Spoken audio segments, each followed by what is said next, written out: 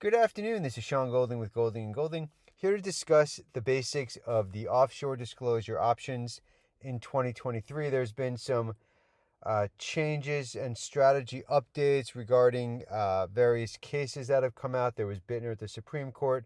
There was Farhi at the tax court on 5471 issues. Let's kind of walk through the basics of it. First of all, what type of accounts were not reported, right? There are various different types of accounts. There are various different types of forms. The forms we'll get into in a moment. Some accounts may be reported on just one form. Sometimes one account has to be repeated on multiple forms. It's not just bank accounts. That's the common thought, but it involves a lot more than that. It's much more encompassing. It involves investment accounts, mutual fund accounts, or ETFs, which are referred to as pooled fund accounts, security accounts, stock accounts, pension plans, retirement accounts, whether it's a personal retirement or an employer retirement. They're both reportable, like in India, for example, an EPF versus a PPF. There is some distinction as to how it may be taxed, but from a reporting standpoint, they're both included. Then you have life insurance, pension life insurance, when it has a surrender value, things of that nature. So there's lots of different accounts a person may have to report. There's also other things, other assets beside accounts, right? You may have a trust, you may have a foreign entity. Those are reportable as well. When it comes to the different forms, there's three main forms a person may have to file for accounts. Right? That's the FBAR, Foreign Bank and Financial Account Reporting, not an IRS form, although the IRS is tasked with enforcement. It's actually a FinCEN form, which is the Financial Crimes Enforcement Network, and it's filed electronically on FinCEN Form 114. Then there's FATCA. FATCA is the Foreign Account Tax Compliance Act. There's lots of components to FATCA, but from a reporting standpoint for individuals or just U.S. taxpayers, they would typically file a Form 8938. There is overlap with FBAR, but there are distinctions. Some assets will be reported on both. Some will be reported only on one and not the other.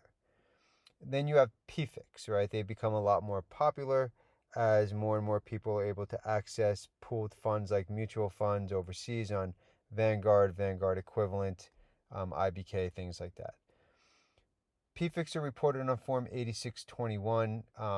If you're oftentimes, you may have a pooled fund account like a mutual fund account, and you may be able to report the full account balance with all the funds in it for the FBAR. But when it comes to the PFIC Form 8621, typically you're supposed to parse out all of them. And so reporting can get much more comprehensive.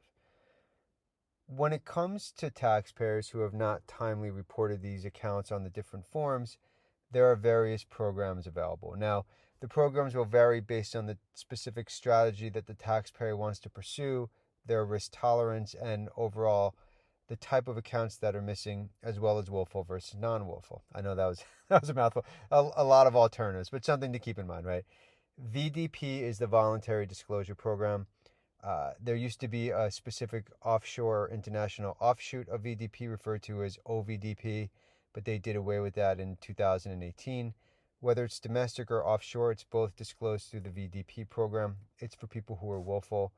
There used to be non-willful people who would do it just for audit protections and things like that. But the way it is these days in the updated Form 14457, it's primarily or almost exclusively for people who are willful. Excuse me. Then there are the Streamlined Procedures. It's technically called the Streamlined Filing Compliance Procedures. The remainder of these types of programs or procedures are for people who are non-willful. The Streamlined Procedures are very popular. Streamlined Filing Compliance Procedures is the main name. It can be broken down further into the Streamlined Domestic Offshore Procedures with the 5% penalty.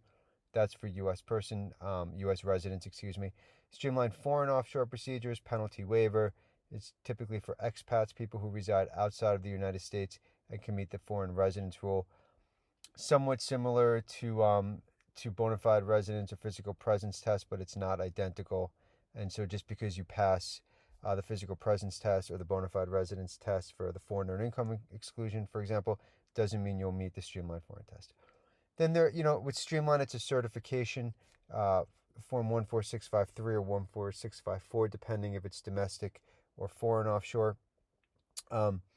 There's alternatives to the streamlined procedures. You have reasonable cause, and you have the delinquency procedures. The delinquent FBAR submission procedures is for people who only have to file the FBAR, typically have no unreported income. There's a penalty waiver. If you have more forms you have to file, then it's the Delinquent International Information Return Submission Procedures, DIIRSP. I know that's a mouthful. It used to be a complete penalty waiver as well, but since I believe November of 2020, they modified it so it's not automatic.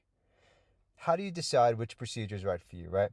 First thing you have to look at is whether it's just the FBAR or you have other forms, right? If all you have is the FBAR, then typically the delinquent FBAR submission procedures is the path of least resistance. It's relatively straightforward and there's no penalty for now. I say that because the IRS can just update their website, and that's what they did for the delinquent international return procedures. So delinquent FBAR should not have any penalties if you qualify, but you always want to check the website to make sure, take a screenshot of it so in case you're ever audited in the future. Is there missed income? So if you only have the FBAR or you only have forms, that's different than if you also have unreported income. If you also have unreported income, typically you don't do the delinquency procedures. You would do streamlined or reasonable cause depending on your facts and circumstances. And of course, the number one question is always whether you're willful or non-willful. If you're willful, you only qualify for voluntary disclosure. If you're non-willful, you have all the other options available to you. We got a ton of free information available on our main website and our sub-websites. You can always reach out and schedule a reduced fee initial consultation if you think it's appropriate to your matter and it's something that we handle here. Again, my name is Sean Golding with Golding & Golding. Thank you for your time. Enjoy the rest of your day.